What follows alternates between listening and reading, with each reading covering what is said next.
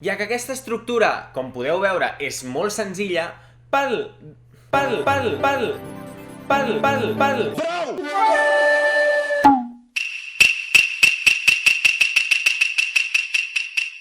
Yokoso! Nosaltres som Aventura per Japó!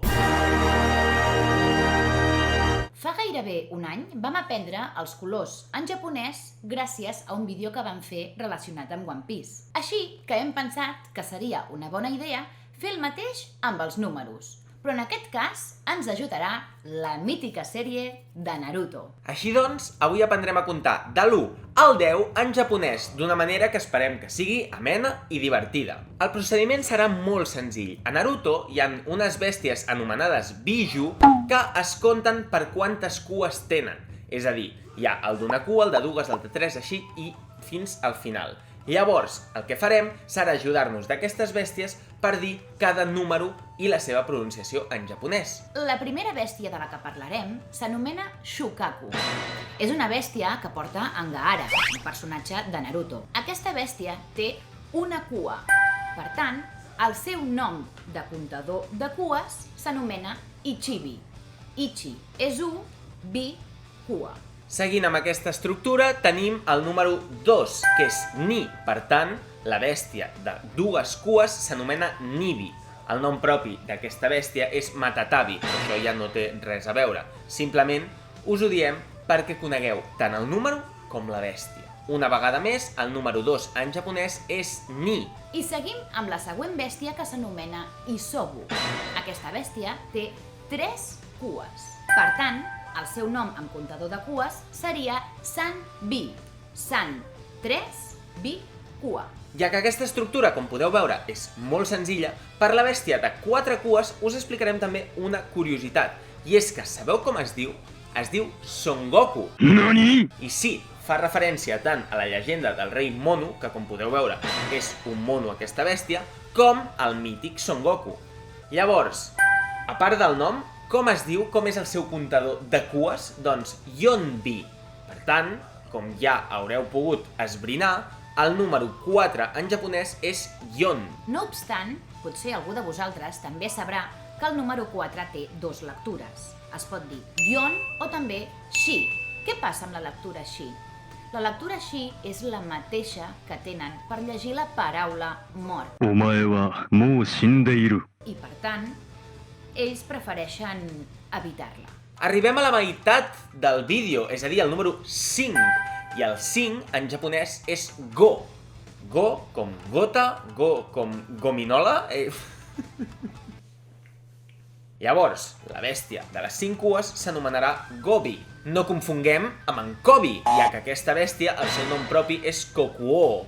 La següent bèstia s'anomena Saiken. Aquesta bèstia és la bèstia de 6 cues. El número 6 en japonès s'anomena Roku. Per tant, ho he pronunciat bé? Sí. Vale. Per tant, el seu nom en comptador de cues és Rokubi. 6 cues. De la mateixa manera que hem dit amb el 4, el número 7 en japonès també té dues pronunciacions. Una és Nana i l'altra és Shichi.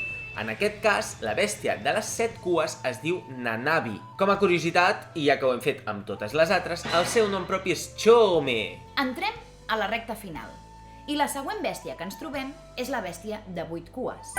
Aquesta bèstia s'anomena Hachibi. El número 8 en japonès és Hachi i cua és Bi. Per tant, Hachibi. El nom d'aquesta bèstia és Gyuki i té bastant de protagonisme a Naruto Shippuden.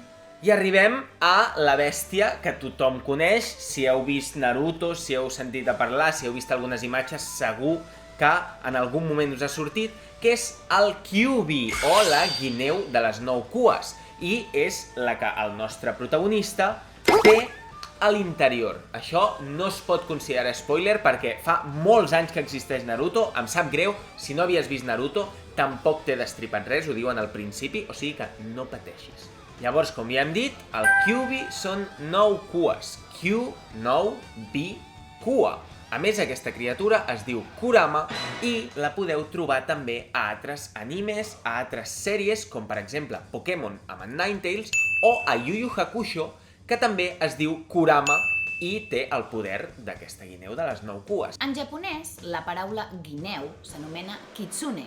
Segurament us sonarà. Es diu que les 9 cues simbolitzen molt poder i l'edat que té el kitsune. En aquest cas, al tenir-ne 9, se suposa que és una guineu que ha viscut més de 1000 anys i, per tant, té molt de poder i molta saviesa. Alerta spoiler. Només us direm que hi ha una altra bèstia que fa referència al número 10. El número 10 s'anomena Ju. Per tant, el més segur és que aquesta bèstia sigui Ju-bi. No posarem imatges i no direm res més. Us ho prometem. Esperem que aquesta petita lliçó de japonès bàsic, molt bàsic, ajudat d'una sèrie tan mítica com Naruto, us hagi agradat i us hagi entretingut. I si a més us ha servit per aprendre, ja és el súmum. Us convidem a posar en els comentaris si coneixíeu els números en japonès, si coneixíeu aquestes bèsties de Naruto, si en sabíeu la relació i fins i tot quin és el vostre preferit. Recordeu que ens podeu seguir a les xarxes socials, al Facebook, al Twitter, a l'Instagram i a Twitch. Moltíssimes gràcies i ens veiem com sempre al pròxim vídeo de Aventura per Japó!